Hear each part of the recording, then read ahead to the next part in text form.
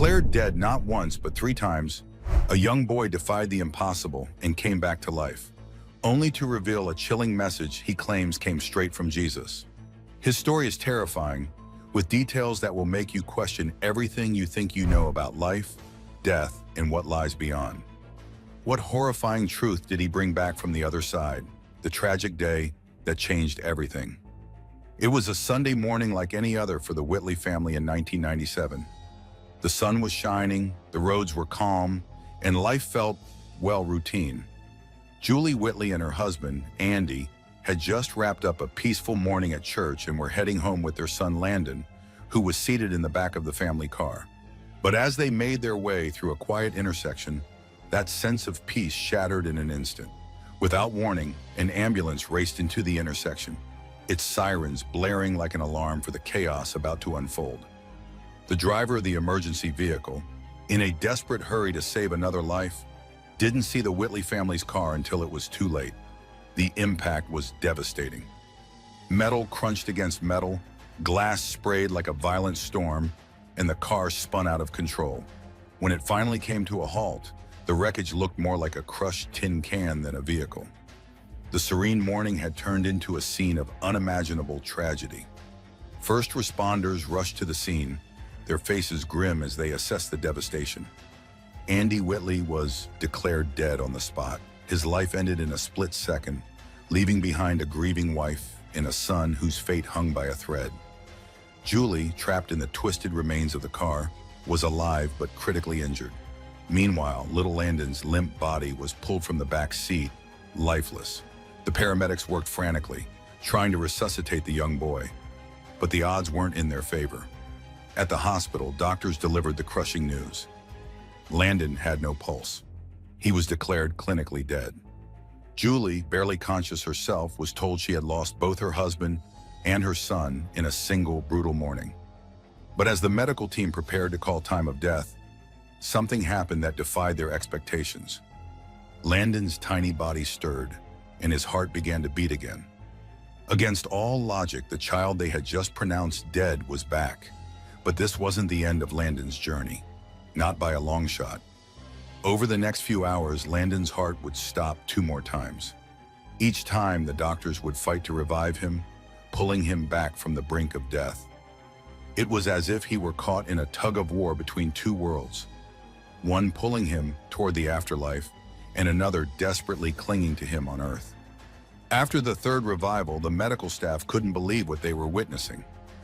A child declared dead 3 times in one day was now alive, hanging by a thread, but alive nonetheless. And yet, questions lingered. If Landon somehow survived, what kind of life awaited him? The medical team braced Julie for the worst. They warned her that even if her son pulled through, he might not be the same. Severe brain damage seemed inevitable. After all, how could someone endure being clinically dead 3 separate times without catastrophic consequences? The reality was harsh. Landon could wake up as a mere shadow of the boy he once was. For Julie, none of that mattered. She wasn't ready to give up hope. Despite her physical pain and overwhelming grief, she clung to the belief that her son would come back to her. Not just alive, but whole. Julie spent her days and nights praying with a fervor that shook her very soul. Her prayers weren't delicate whispers. They were raw, guttural cries for mercy. "Please, God," she pleaded, "don't take him from me too." But as the days stretched into weeks, the boy lay motionless in a coma. Machines kept his frail body functioning, but there was no sign of life.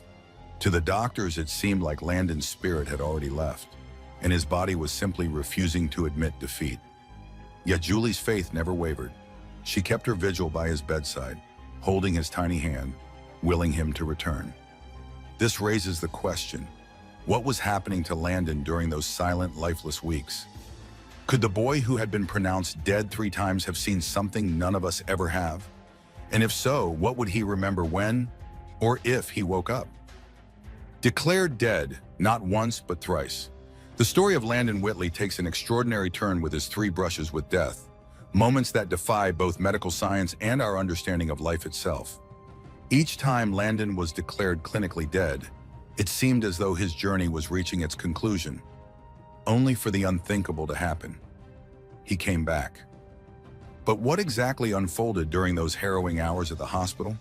To understand the sheer gravity of Landon's survival, we have to dive deep into the specific details, the frantic attempts by medical staff, and the emotional devastation that surrounded each moment. When Landon arrived at the hospital after the crash, the emergency room team was faced with a nightmare scenario. His pulse was faint, his breathing shallow, classic signs of a body teetering on the brink of shutting down entirely. The doctors worked tirelessly, pushing their skills and the capabilities of modern medicine to their absolute limits. Despite their best efforts, Landon's heart stopped, and at only 8 years old, he was declared dead for the first time. This wasn't a quiet moment. The scene in the operating room was chaotic. Nurses shouted orders, machines beeped urgently, and doctors exchanged grim looks as they called the time of death. Meanwhile, Julie Whitley, who had barely come out of surgery herself, was informed that her son was gone. She had already lost her husband in the crash, and now the unthinkable had happened again. Her world crumbled around her, leaving her clutching onto what little faith she had left. But fate, or something else, wasn't done with Landon yet. Just as the medical team prepared to step away, one of the monitors beeped faintly.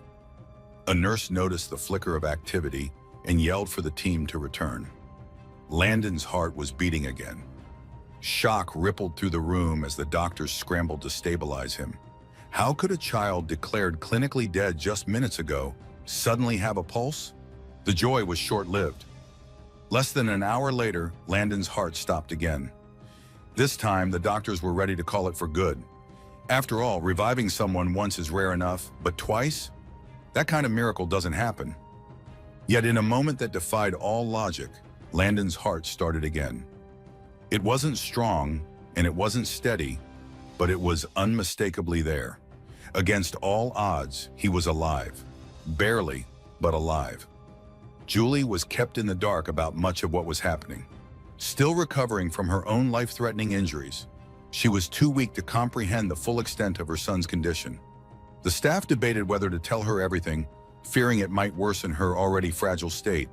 When she finally learned that Landon's heart had stopped, not once but twice, her grief turned into a strange cocktail of hope and fear. If her son could survive this, maybe, just maybe, he could make it through anything. But Landon's battle wasn't over yet. Later that same day, for the third and final time, his heart stopped. This time it was during an intensive procedure meant to address his internal injuries. The surgeons froze. They had prepared for complications, but they hadn't expected this. The lead surgeon, Dr. Michael Anderson, later recalled it as one of the most harrowing moments of his career. "We were losing him," he admitted, "and there was nothing we could do to stop it." This time the medical team almost didn't intervene. They had already revived Landon twice, and the strain on his tiny body was becoming too much. Reviving him again could risk permanent brain damage or worse. But just as they were about to stop, one of the younger doctors insisted on trying again. A defibrillator was brought in, and a series of shocks were administered. Minutes ticked by, and hope was slipping away. Then, almost miraculously, Landon's heart started beating again, for the third time that day. What made this so extraordinary wasn't just the fact that he was alive, but how he defied every expectation. Statistically, surviving even one cardiac arrest at his age is rare. Surviving 3 in a single day is almost unheard of. It left the medical team questioning everything they knew about life and death. Some whispered about divine intervention. Others leaned on the more clinical explanation that Landon's young body was uniquely resilient. Regardless of the reason, one thing was clear. Landon's survival was nothing short of miraculous. Meanwhile, Julie's world remained suspended in uncertainty. The doctors tried to prepare her for the worst, emphasizing that even if Landon woke up, he might never be the same. They warned her about the potential for severe neurological damage. Without oxygen to the brain for extended periods, the likelihood of full recovery was slim. But Julie refused to accept this. She told the doctors plainly, "He's going to wake up, and he's going to be my Landon." As the hours turned into days, Landon's condition remained critical. He was placed in a medically induced coma to allow his body to heal.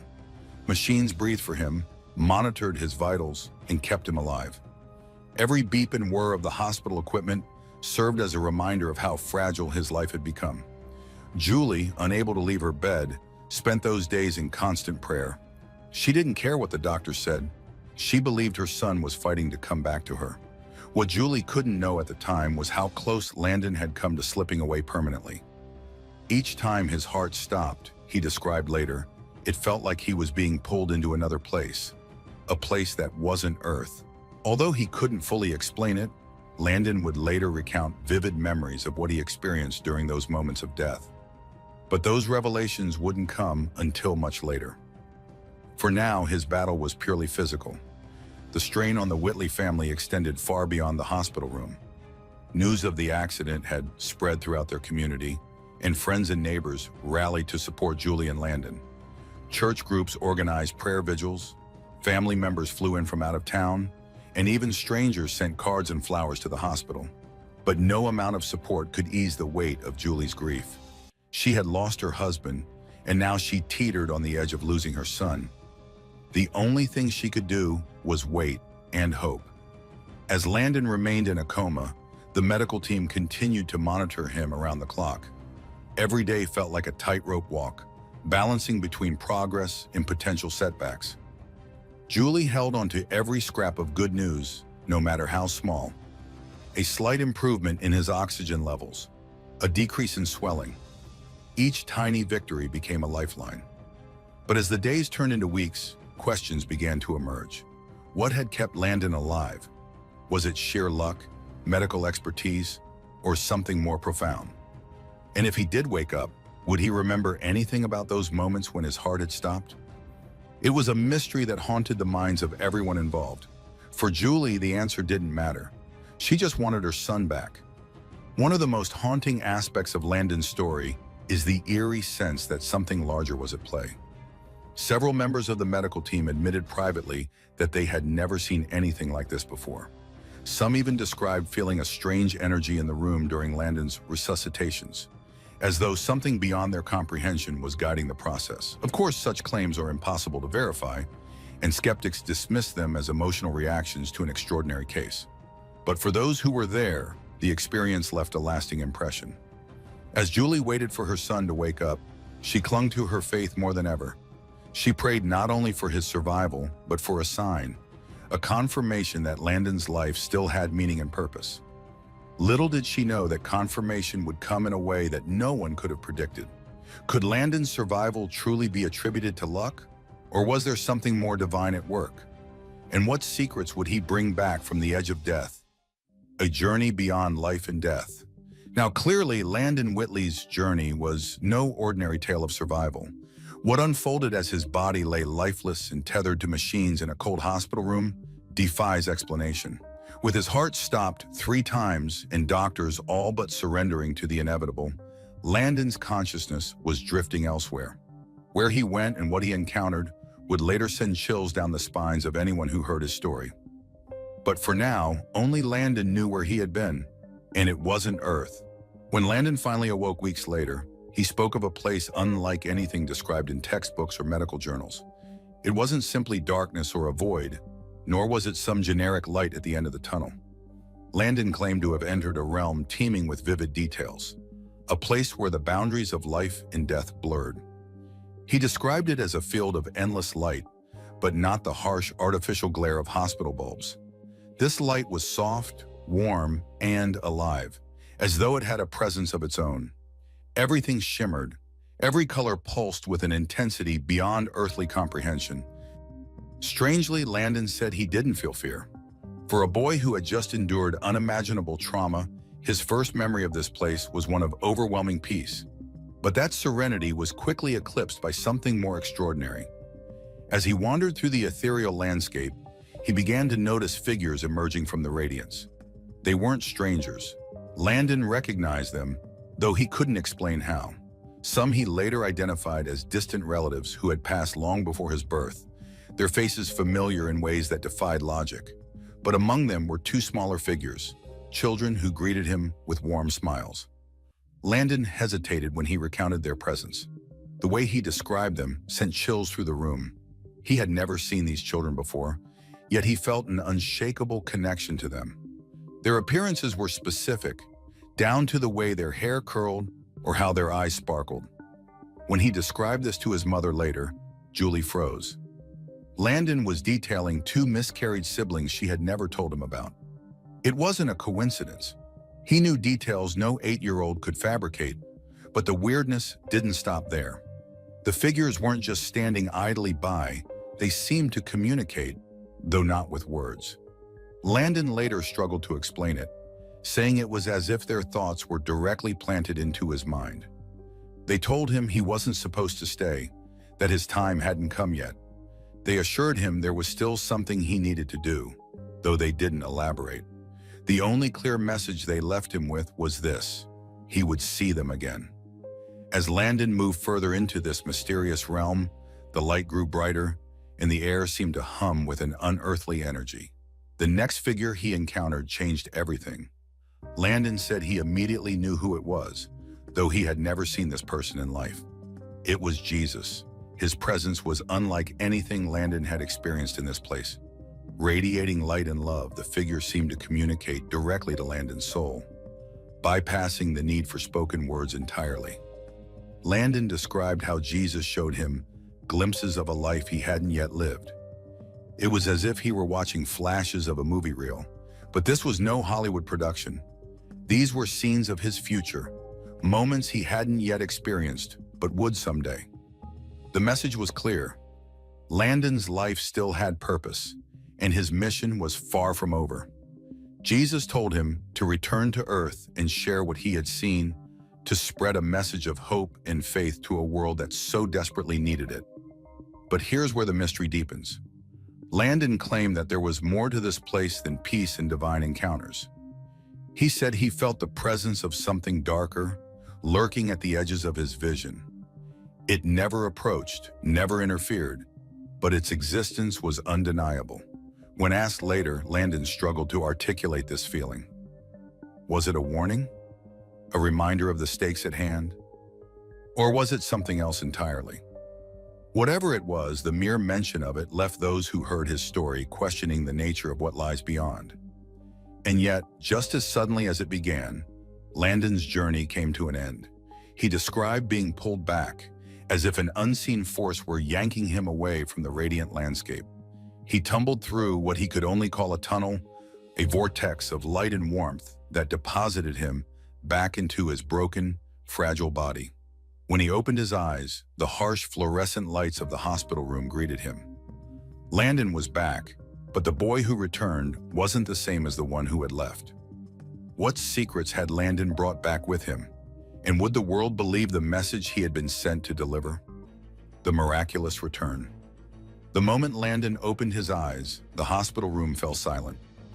Nurses and doctors froze in disbelief as the boy, who had been declared dead 3 separate times, returned to the world of the living. But this was no ordinary awakening. Landon wasn't disoriented or confused, as one might expect after such a traumatic ordeal. Instead, he seemed calm, almost serene, as if he had just woken from the most peaceful sleep of his life. Julie, who had been holding vigil at his bedside for weeks, couldn't believe her eyes. Tears streamed down her face as she gripped Landon's hand, whispering prayers of gratitude. But her relief quickly turned to astonishment when Landon began to speak. His voice was hoarse from weeks of silence, but his words were clear and chilling. Landon began recounting his experience in the otherworldly realm, describing the light, the figures, and the overwhelming sense of peace. He spoke with a clarity and detail that stunned everyone in the room. But it wasn't just what he said, it was how he said it. This wasn't the voice of an 8-year-old boy. There was a weight to his words, a depth of understanding that seemed far beyond his years. What shocked Julie the most was when Landon mentioned meeting his 2 siblings. He described them with an accuracy that left no room for doubt. Their features, their demeanor, everything matched. Julie hadn't told anyone, not even Landon, about the miscarriages she had suffered years earlier. It was a secret she had kept locked away, a pain she had never shared. Yet here was her son, describing these lost children as if he had known them all his life. The medical staff couldn't explain it.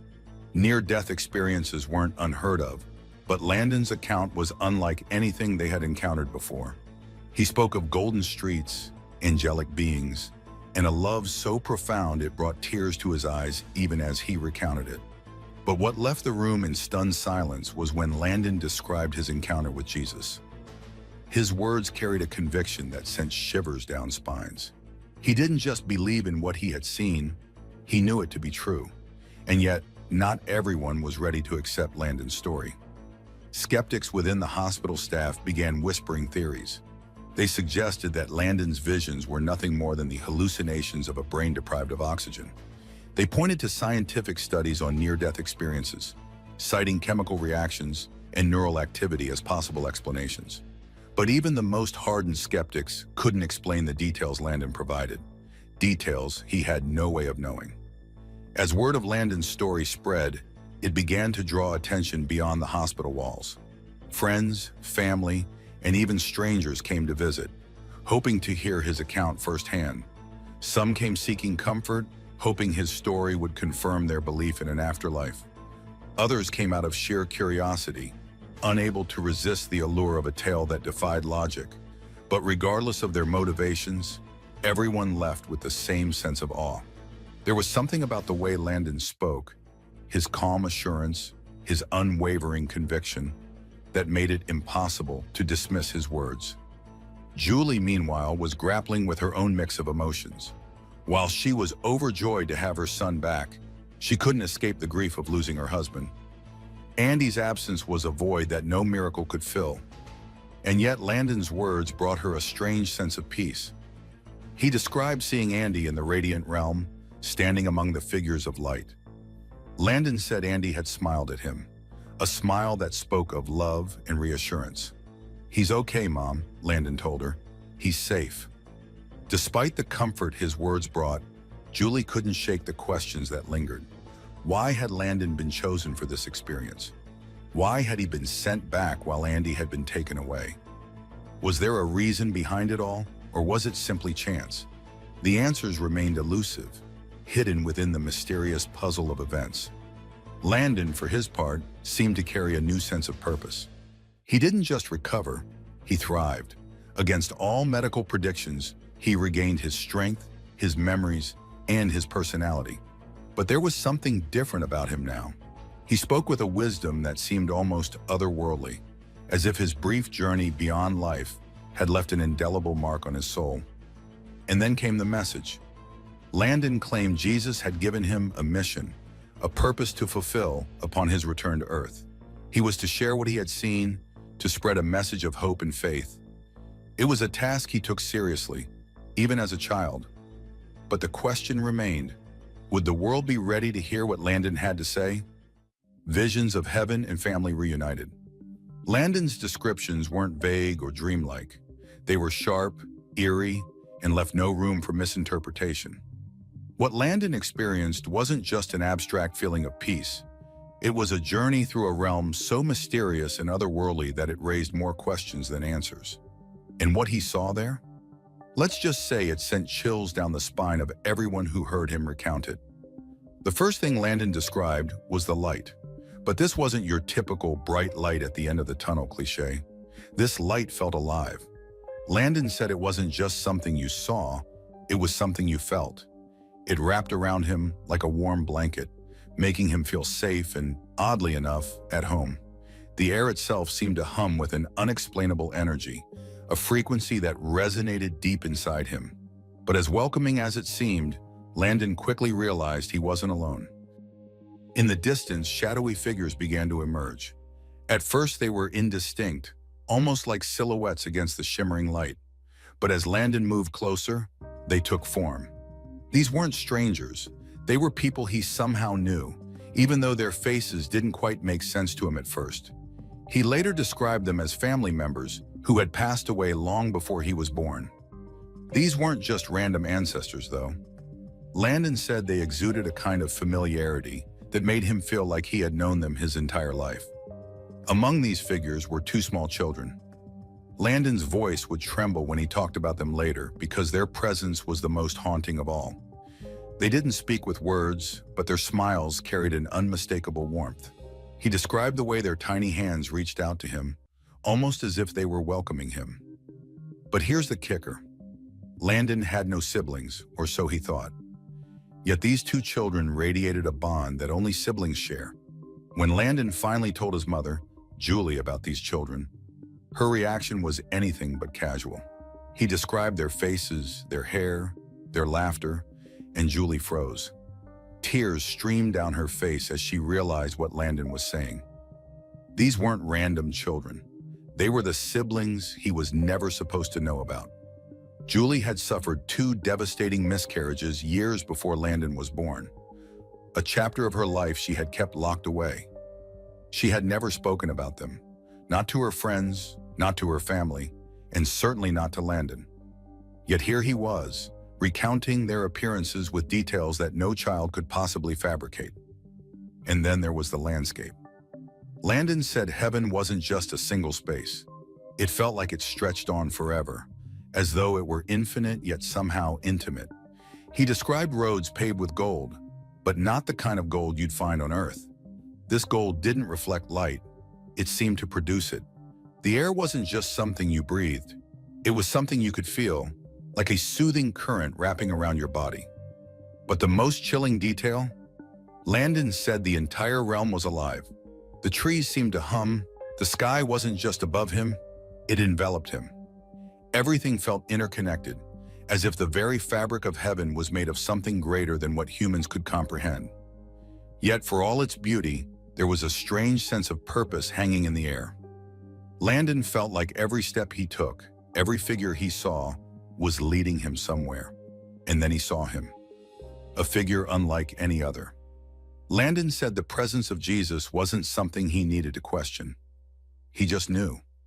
It wasn't the kind of recognition you'd have with a friend or even a family member. It was deeper, more primal.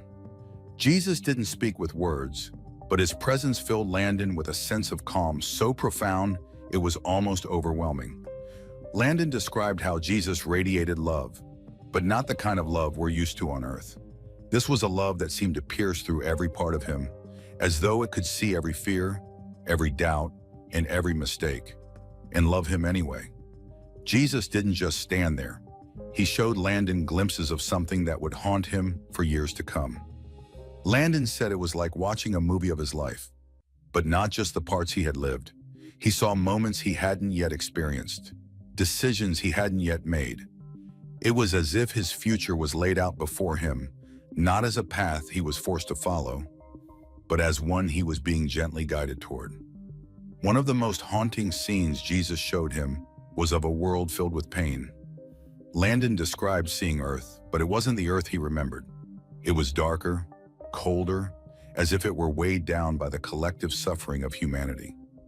He saw people crying out for help, their faces twisted in anguish. Yet there was a strange sense of hope woven into the vision. Jesus told him, again, not with words, but with an unshakable clarity, that Landon's mission was to bring light into this darkness. He was meant to return to Earth to share what he had seen and give people a reason to believe. But here's where the story takes an even darker turn. Landon said that just beyond the radiant light of heaven, there was something else, a shadow. He never saw it directly, but he felt it. It was a presence, something cold and uninviting, lingering at the edges of his vision. Landon didn't know what it was, but he said it served as a reminder. For all the beauty and love of heaven, there was something darker waiting for those who chose a different path.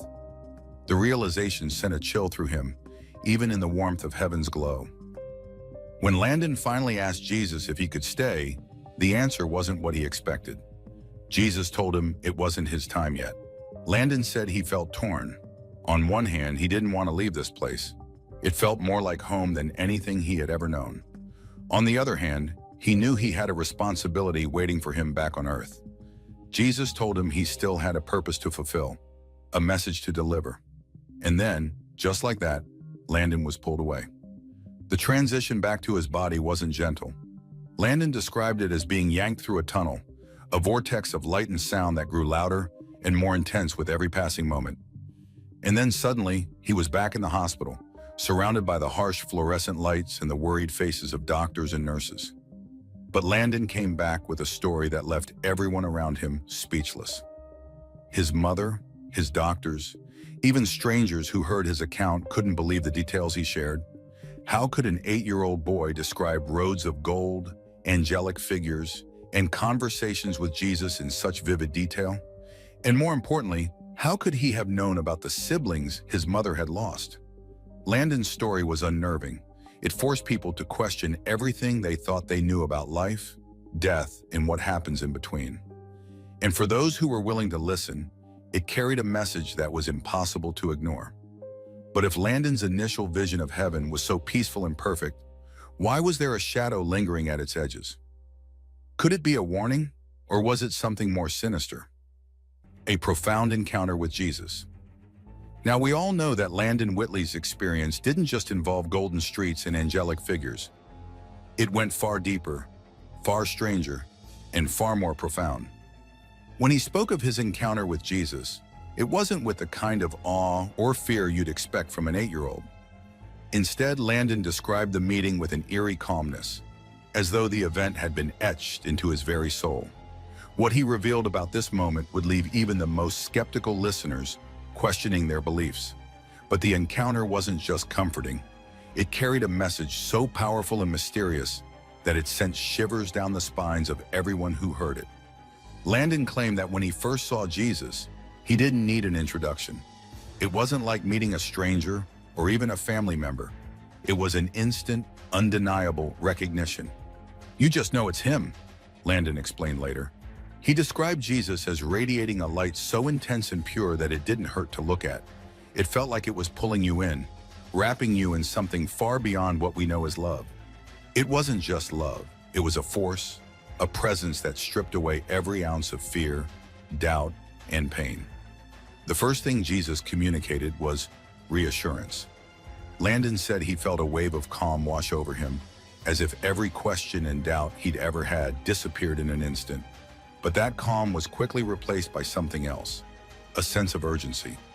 Landon said it was as though Jesus was showing him the weight of the world, the struggles people face, and the darkness that lurks just beneath the surface of everyday life.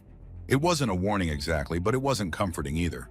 It was a reminder that the world was far more complicated, far more fragile than Landon could have imagined. Then came the visions. Landon described them as flashes, like scenes from a movie playing out in rapid succession. But these weren't memories. They were moments from a future he hadn't yet lived.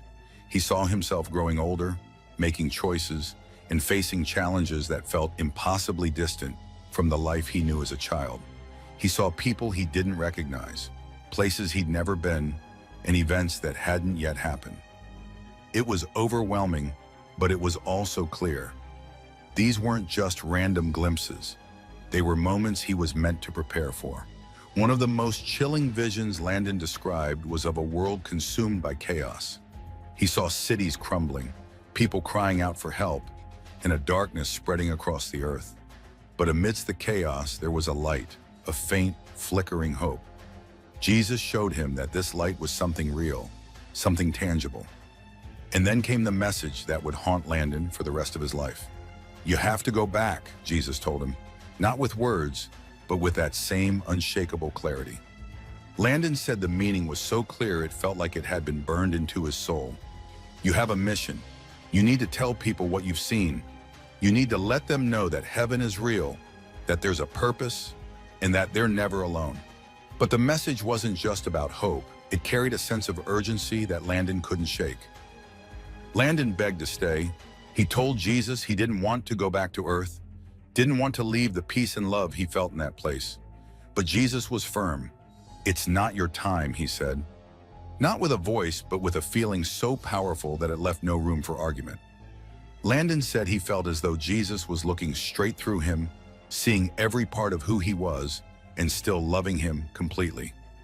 But here's where the story takes an even darker turn. Landon said that as Jesus spoke, he felt something else, something lurking at the edges of the radiant light.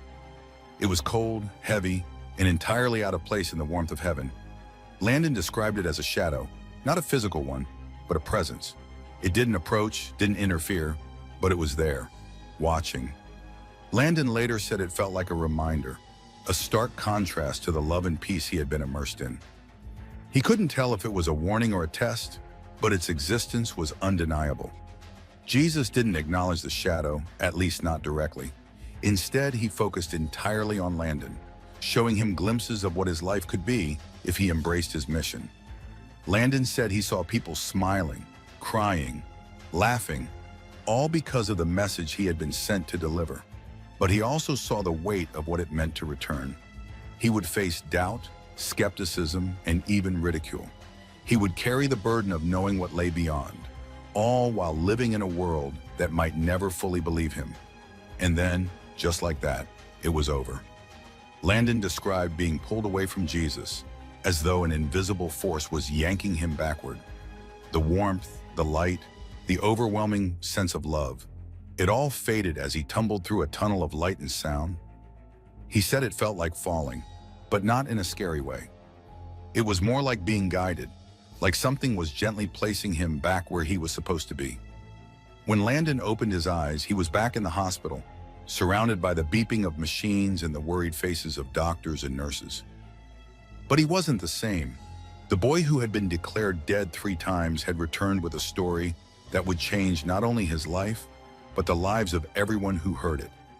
But what was the shadow? Could it have been a reminder of what's at stake? Or was it something far more sinister, sharing a message of hope and faith? When Landon Whitley returned from his miraculous journey beyond life, he came back as a messenger. But the weight of that role didn't hit him immediately. At 8 years old, Landon was still a child, and the enormity of what he had experienced would take years to fully unravel. What he brought back wasn't just memories of heaven, it was a mission, a divine purpose entrusted to him by Jesus himself. Landon's task was clear: to share what he had seen, to inspire hope, and to make people believe that there was something waiting beyond the veil of death. Yet the path ahead of him was anything but easy. When Landon first began sharing his story, it wasn't planned. It came out naturally, almost instinctively, as if the words had been sitting inside him, waiting to be released. The hospital staff, still in shock over his improbable survival, were the first to hear his account. Landon's voice was soft, almost fragile, but his words carried a weight that silenced the room. He spoke about the golden roads, the angelic figures, and, most hauntingly, the shadow that lingered on the edges of heaven's light. His descriptions were so vivid, so specific, that even the most skeptical doctors found themselves captivated. Word of Landon's story began to spread beyond the hospital walls. Family members, friends, and even strangers came to visit, each curious to hear about the boy who had been declared dead 3 times and lived to tell the tale. But as Landon shared more of his experience, something strange began to happen. People didn't just listen, they reacted. Tears would stream down their faces, questions would pour out of them, and in some cases they would break down entirely. Landon's story wasn't just touching, it was unsettling. It forced people to confront the idea of an afterlife in a way they couldn't ignore. For Julie Whitley, Landon's mother, these moments were bittersweet. On one hand, she was overjoyed that her son had survived and that his story was bringing comfort to so many. But on the other hand, she couldn't shake the feeling of loss that lingered from her husband Andy's death. Landon's words about seeing Andy in heaven brought her some solace, but they also stirred up a storm of emotions. Why had Landon been sent back while Andy had stayed behind? Was there a reason, or was it simply fate? Julie didn't have the answers, but she clung to the belief that her son's survival wasn't an accident. As Landon grew older, his story began to take on a life of its own. People started inviting him to speak at churches, community events, and even conferences. Despite his young age, Landon had a presence that captivated audiences. He wasn't a polished speaker, far from it, but his sincerity, his raw honesty, made him impossible to ignore. When he spoke about heaven, it wasn't with the vague platitudes you'd expect from someone trying to sell an idea. It was detailed, specific, and above all, haunting. One of the most chilling parts of Landon's testimony was his description of the shadow. Whenever he brought it up, the room would fall silent. People leaned in closer, their faces a mixture of curiosity and unease. Landon never claimed to know exactly what the shadow was, but he was certain it wasn't good. It didn't feel like the rest of heaven, he would say. It felt like it didn't belong there. The idea that something dark could exist even in the presence of ultimate light was a concept that left many people shaken. Was it a warning? But Landon didn't dwell on the shadow. His focus was on the message Jesus had given him, to remind people that heaven was real, that life didn't end with death, and that every soul had a purpose. Landon's words carried a strange kind of power, as if they were reaching into the hearts of his listeners and pulling out something buried deep inside: hope, fear, doubt, or even faith. It was as though he had been given a glimpse into something so profound that it couldn't be ignored. Yet not everyone was ready to accept Landon's story. As his account gained attention, it also attracted skeptics. Some dismissed his visions as the hallucinations of a dying brain, a chemical reaction brought on by oxygen deprivation. Others accused him of fabricating the entire story for attention. These criticisms didn't bother Landon much. He was a child, after all. But for Julie, they were a painful reminder of how cruel people could be. She stood by her son, defending his account with a quiet but unshakable conviction. "He's not lying," she would say. "What he's saying is the truth. I know it because I can see it in his eyes." One of the most controversial aspects of Landon's story was his claim about meeting his miscarried siblings. For Julie, this was the hardest part to reconcile. How could Landon have known about them when she had never spoken a word about her miscarriages? The details he provided were too specific to be coincidence, right down to the color of their hair and the way they smiled. It was a revelation that brought Julie to tears every time she thought about it. She believed Landon, but the mystery of how he knew remained unanswered. As the years went by, Landon's story continued to evolve. He began to understand the weight of his mission, the responsibility that came with carrying such a profound message. But it wasn't easy. Sharing his story often meant reliving the trauma of the accident and the loss of his father. It also meant facing questions he didn't always have answers to. People wanted to know what heaven was like, what Jesus looked like, and whether their loved ones were there. Landon did his best to answer, but he was careful not to make promises he couldn't keep. "I don't know everything," he would say. "I just know what I saw." Despite the challenges, Landon remained committed to his mission. He believed that his story had the power to change lives, to bring hope to those who were struggling, and to remind people that they were never truly alone. And for many, it did just that. People who had lost loved ones found comfort in Landon's words, clinging to the idea that their departed were safe and happy in the afterlife. For them, Landon's story was a beacon of hope in a world filled with uncertainty. But what about those who didn't believe? What about the skeptics who dismissed Landon's account as nothing more than a child's imagination? The questions surrounding Landon's story were as profound as the answers he provided. And for those who listened, one question lingered above all others. Could this 8-year-old boy really hold the key to understanding what lies beyond death? Landon's story took on a life of its own, as his voice reached further than anyone could have predicted. From local churches to national conferences, he stood before audiences ranging from the faithful to the skeptical, retelling his journey with the kind of sincerity that couldn't be rehearsed. Yet the deeper his story spread, the more questions emerged, not just about heaven, but about the meaning of the shadow that loomed on the edges of his vision. When Landon spoke, his words had a strange way of drawing people in. He would describe the overwhelming peace of heaven, the golden roads that seemed to glow from within, and the figures who welcomed him with open arms. But as mesmerizing as those descriptions were, it was the shadow that lingered on the edge of his vision that truly haunted his audience. "It was there," Landon would say, his voice dropping to a near whisper. "It didn't come close, but you could feel it, like it was waiting." This mention of the shadow sparked endless questions. What was it? Why was it there? And perhaps most chillingly, what did it want? Landon didn't claim to have all the answers, but his description was enough to send shivers down the spines of even the most skeptical listeners. "It didn't feel like anything else in heaven," he explained. "It felt cold, like it didn't belong there." The idea that something dark could exist in such a perfect place was unsettling, to say the least. Some who heard Landon's story believed the shadow was a warning, a reminder of the choices we face in life. Others thought it represented the consequences of straying too far from the light. But for Landon, it was simply an undeniable part of what he had seen, a presence that refused to be ignored. As Landon's story reached more people, it began to take on a life of its own. Some called it a miracle, while others dismissed it as a figment of a child's imagination. Yet even those who doubted couldn't deny the conviction in Landon's voice.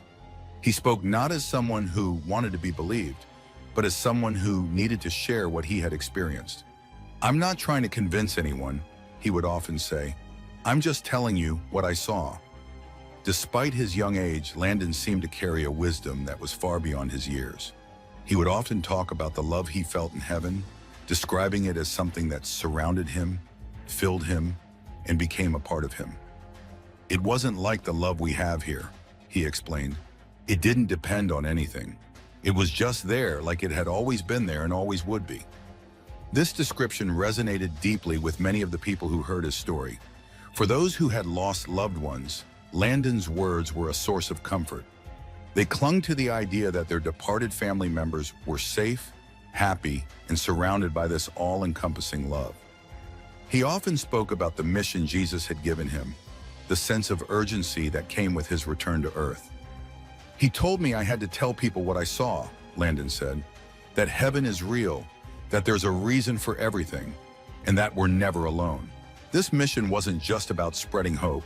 It was about making people think, challenging them to look beyond the surface of their lives and consider what really matters.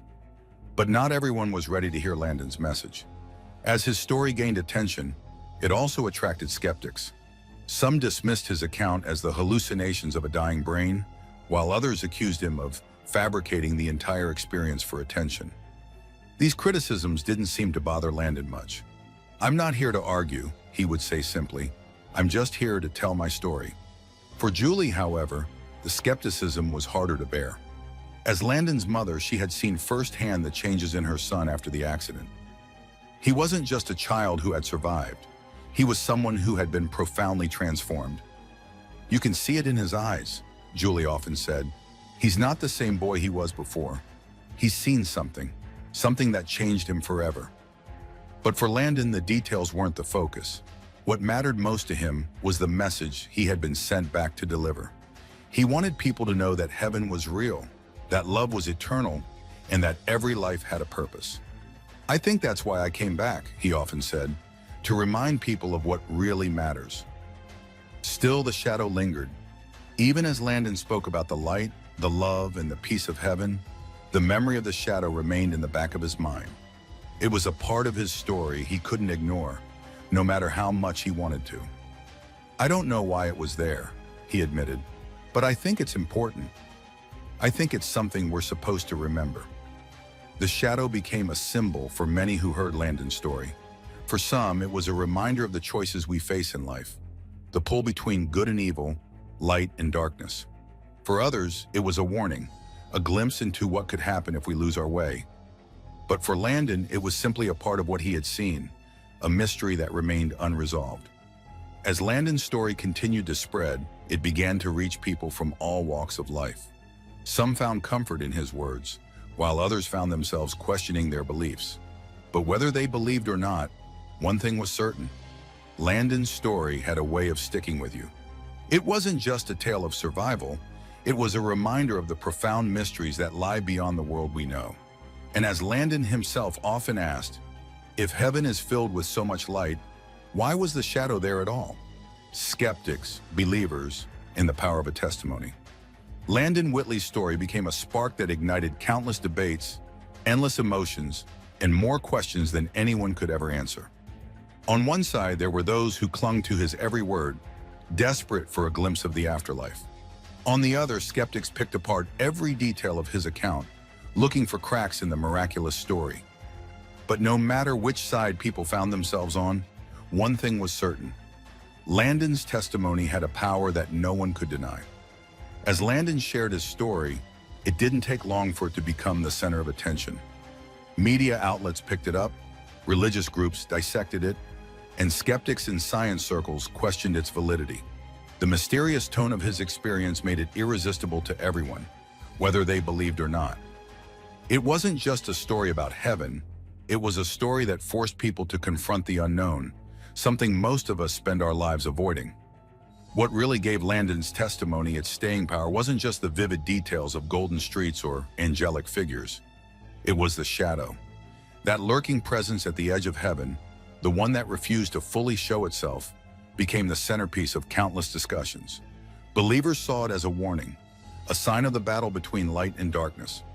Skeptics dismissed it as a figment of a traumatized mind. But for Landon, the shadow wasn't just a concept, it was real as the roads of gold and the warm embrace of the figures he met. The shadow's presence led to a wave of speculation that added fuel to an already burning fire. Some thought it represented lost souls, hovering on the brink of salvation, but unable to step into the light. Others believed it was something far darker, an entity or force that sought to pull people away from heaven's glow. This was where the mystery deepened. As his story gained momentum, it began to draw people from every corner of life. Families who had lost loved ones came seeking comfort, clinging to Landon's descriptions of a love so deep and unconditional that it transcended anything on earth. But there were others who came with doubt in their hearts, ready to dismantle his story and prove that it was nothing more than a child's overactive imagination. Some even accused him of being manipulated by his mother, suggesting that the details were too perfect, too convenient to be real. This skepticism became part of the story itself. Landon's experience was now a battlefield, where faith and doubt collided in a way that felt almost scripted. His supporters pointed to the unexplainable details, like how he described his miscarried siblings with eerie accuracy despite never being told about them. His critics countered with science, claiming that near-death experiences were well-documented phenomena caused by a dying brain releasing a flood of chemicals. The debates reached a fever pitch when a prominent neuroscientist publicly challenged Landon's story. The scientist argued that his visions were likely the result of oxygen deprivation, and that his descriptions of heaven could easily have been influenced by religious imagery he had seen or heard as a child. This critique spread like wildfire, casting doubt on Landon's account and putting his family in the crosshairs of public scrutiny. Still, the shadow lingered. Even as Landon spoke about the light, the love, and the peace of heaven, the memory of the shadow remained in the back of his mind. It was a part of his story he couldn't ignore, no matter how much he wanted to. "I don't know why it was there," he admitted, "but I think it's important. I think it's something we're supposed to remember." The shadow became a symbol for many who heard Landon's story. For some, it was a reminder of the choices we face in life, the pull between good and evil, light and darkness. For others, it was a warning, a glimpse into what could happen if we lose our way. But for Landon, it was simply a part of what he had seen, a mystery that remained unresolved. As Landon's story continued to spread, it began to reach people from all walks of life. Some found comfort in his words, while others found themselves questioning their beliefs. But whether they believed or not, one thing was certain: Landon's story had a way of sticking with you. It wasn't just a tale of survival, it was a reminder of the profound mysteries that lie beyond the world we know. And as Landon himself often asked, if heaven is filled with so much light, why was the shadow there at all? Skeptics, believers, and the power of a testimony. Landon Whitley's story became a spark that ignited countless debates, endless emotions, and more questions than anyone could ever answer. On one side, there were those who clung to his every word, desperate for a glimpse of the afterlife. On the other, skeptics picked apart every detail of his account, looking for cracks in the miraculous story. But no matter which side people found themselves on, one thing was certain: Landon's testimony had a power that no one could deny. As Landon shared his story, it didn't take long for it to become the center of attention. Media outlets picked it up, religious groups dissected it, and skeptics in science circles questioned its validity. The mysterious tone of his experience made it irresistible to everyone, whether they believed or not. It wasn't just a story about heaven, it was a story that forced people to confront the unknown, something most of us spend our lives avoiding. What really gave Landon's testimony its staying power wasn't just the vivid details of golden streets or angelic figures. It was the shadow. That lurking presence at the edge of heaven, the one that refused to fully show itself, became the centerpiece of countless discussions. Believers saw it as a warning, a sign of the battle between light and darkness. Skeptics dismissed it as a figment of a traumatized mind. But for Landon, the shadow wasn't just a concept. It was real as the roads of gold and the warm embrace of the figures he met. The shadow's presence led to a wave of speculation that added fuel to an already burning fire. Some thought it represented lost souls, hovering on the brink of salvation, but unable to step into the light. Others believed it was something far darker, an entity or force that sought to pull people away from heaven's glow. This was where the mystery deepened. As his story gained momentum, it began to draw people from every corner of life. Families who had lost loved ones came seeking comfort, clinging to Landon's descriptions of a love so deep and unconditional that it transcended anything on earth. But there were others who came with doubt in their hearts, ready to dismantle his story and prove that it was nothing more than a child's overactive imagination.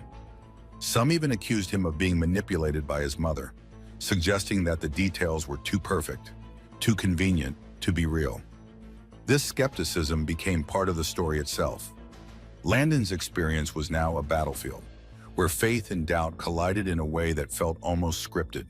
His supporters pointed to the unexplainable details, like how he described his miscarried siblings with eerie accuracy despite never being told about them.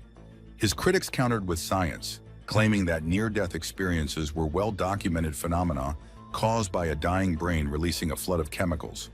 The debates reached a fever pitch when a prominent neuroscientist publicly challenged Landon's story. The scientist argued that his visions were likely the result of oxygen deprivation, and that his descriptions of heaven could easily have been influenced by religious imagery he had seen or heard as a child. This critique spread like wildfire, casting doubt on Landon's account and putting his family in the crosshairs of public scrutiny. But here's where things took an unexpected turn. Instead of weakening his story, the backlash only made it stronger. The more people questioned Landon's account, the more others came forward to defend it. People who had experienced similar near-death events began sharing their own stories, describing visions and feelings that echoed Landon's in uncanny ways. Suddenly, his testimony wasn't just an isolated incident. It was part of a larger tapestry of experiences that spanned cultures, religions, and generations. For Julie, Landon's mother, this wave of support was both comforting and overwhelming. She had spent years mourning the loss of her husband while grappling with the miracle of her son's survival. Now she found herself thrust into the role of defender, standing by Landon as he faced a world that demanded answers he couldn't always provide. Julie believed her son's story with every fiber of her being, but even she struggled with the weight of it. How could something so profound and otherworldly be reduced to debates and arguments? Amid the chaos, Landon remained remarkably steady. He didn't engage with the skeptics or try to prove his story to anyone. Instead, he focused on the people who needed to hear his message. These were the grieving mothers, the questioning believers, the lost souls searching for something, anything, that would give their lives meaning. For them, Landon's words were like a lifeline, pulling them back from the edge of despair. But the weight of his testimony wasn't just emotional, it was deeply personal. Landon often spoke about how his encounter with the shadow had changed him. While heaven had filled him with a sense of peace and purpose, the shadow had left him with an unshakable sense of urgency. It was as if he had been shown both sides of the coin, the light and the darkness, and tasked with making sure people understood the stakes. This urgency drove him, but it also haunted him. As Landon continued to share his story, he began to notice patterns in the reactions of those who listened. The believers were always drawn to the light, the love, the idea of reunion with loved ones in a place free of pain and suffering. But the skeptics, they were fixated on the shadow. They couldn't let it go. It was as if they saw in it a reflection of their own doubts, their own fears about what might lie beyond. For them, the shadow wasn't just part of Landon's story, it was a challenge, a question that demanded an answer. And maybe that was the point. Maybe the shadow wasn't meant to be understood or explained. Maybe it was meant to remind us that the mysteries of life and death aren't meant to be solved. They're meant to be felt, experienced, and grappled with. Landon himself didn't claim to have all the answers. He often said that his mission wasn't to explain heaven or the shadow. It was to share what he had seen and let people decide for themselves. But here's where things get even more mysterious. As Landon grew older, his memories of heaven didn't fade. They became sharper, more detailed. He began recalling moments and details he hadn't mentioned before, as if his mind were slowly piecing together a puzzle that was too vast to comprehend all at once. These new memories added layers to his story, deepening the mystery and reigniting debates among those who followed his journey. Some of these new details were comforting, like his descriptions of the figures who greeted him in heaven. Others were unsettling, like the way he described the shadow as growing darker the closer he came to returning to his body. This revelation sent chills down the spines of those who heard it. Was the shadow trying to stop him from leaving heaven? Or was it something else entirely, something tied to the mission he had been given? The mission that never ends. Landon Whitley wasn't just sent back to Earth to tell his story, he was sent with a mission. But as the years passed, it became clear that this mission wasn't just a one-time thing. It was a lifelong journey, one that would push him to his limits and force him to grapple with the very nature of faith, doubt, and destiny. What Landon experienced was more than a near-death encounter. It was a glimpse into the infinite, a window into the divine, and a call to action that would haunt him for the rest of his life. From the very beginning, Landon's story was different. It wasn't polished, rehearsed, or packaged for easy consumption.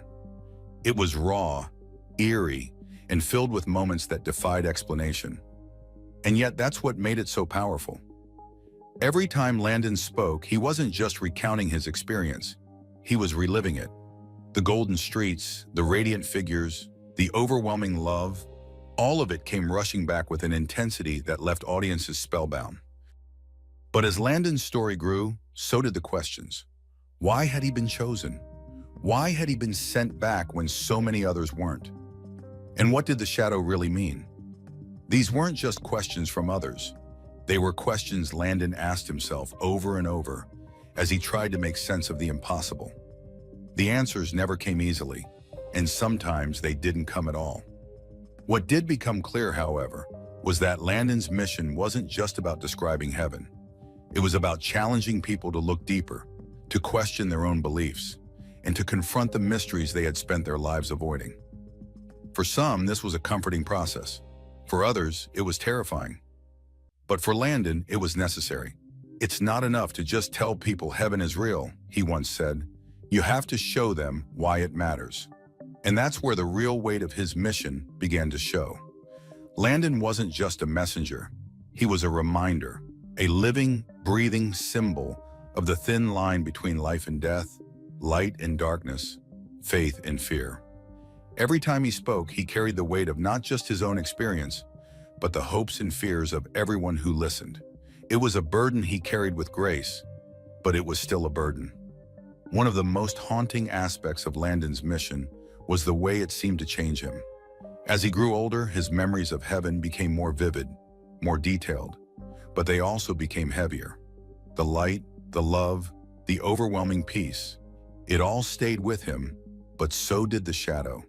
That cold, heavy presence at the edge of his vision refused to fade, a constant reminder that even in the presence of ultimate good, darkness still lingered. This duality, light and shadow, hope and fear, became a central theme of Landon's mission. He didn't shy away from the darker parts of his story, even when they unsettled his audience. In fact, it was the shadow that often left the biggest impact. It's not just about heaven, Landon would say. It's about what we do to get there, and what happens if we don't. These words sent chills through the people who heard them. They weren't just a promise of something beautiful waiting on the other side. They were a warning. Landon's story wasn't about guaranteeing a happy ending. It was about reminding people that their choices mattered, that their lives had meaning, and that the stakes were higher than they could imagine. But the shadow wasn't the only part of Landon's mission that carried a sense of urgency. The more he shared his story, the more he felt like time was running out. It wasn't just a personal feeling, it was something deeper, something almost cosmic. Landon couldn't explain it, but he described it as a ticking clock, a countdown to something he couldn't quite see. This sense of urgency drove him to speak whenever and wherever he could, even when it left him drained and exhausted. As the years went by, Landon's mission continued to evolve, and his story began to attract attention from creatives eager to bring his extraordinary journey to new mediums. Talks of adapting Landon's experience into both a book and a major film are currently underway, with early concepts already generating buzz. The projects aim to dive deep into the eerie, awe-inspiring details of his journey. Everything from the golden roads and divine encounters to the chilling presence of the shadow. The book, still in its early stages, is rumored to be a collaboration between Landon's family and a celebrated ghostwriter known for tackling mysterious and spiritual subjects. While no title has been finalized, insiders suggest the working title is The Boy Who Returned. The manuscript promises to explore untold details of Landon's experience, including more about his life before the accident, his recovery, and how the message he brought back from Jesus has shaped his mission. It also plans to feature interviews with those who were there, the paramedics who fought to revive him, the doctors who declared him clinically dead, and the family members who held vigil by his bedside. On the cinematic front, the adaptation has drawn the interest of several major studios, each vying for the rights to tell Landon's story on the big screen. While the project is still in pre-production, producers have hinted at a visually stunning and emotionally gripping portrayal of Landon's journey. Early creative discussions suggest the film will lean into the mysterious tone of his experience, with scenes designed to bring the radiant beauty of heaven and the unsettling presence of the shadow to life in ways audiences have never seen before. The screenplay is reportedly being developed by a screenwriter who specializes in adapting true-life stories with emotional depth and intensity. Though the casting process is still in its infancy, names of prominent actors are already being floated for the roles of Landon and Julie. The creative team has assured that the family will remain closely involved to ensure the adaptation stays true to Landon's account and his mission. Even as these projects remain in development, they've already sparked excitement and debate. Fans of Landon's story are eager to see how the visual medium will capture his vivid descriptions of the afterlife and the shadow, while skeptics wonder how much creative license will be taken in dramatizing such an extraordinary tale. But for Landon, the goal remains simple: to reach more people with the message he brought back. And perhaps that's what made Landon's mission so powerful. It wasn't just about him, it was about all of us. It was about the questions we're too afraid to ask, the mysteries we can't explain, and the faith we hold on to when everything else falls away. Landon's story wasn't just a glimpse into the unknown, it was a call to action, a reminder that our lives, our choices, and our stories matter more than we'll ever know. What do you think? Was Landon's journey a glimpse into the afterlife, or something we can't fully explain? Let us know in the comments below. If this story left you questioning or inspired, hit that like button and subscribe for more.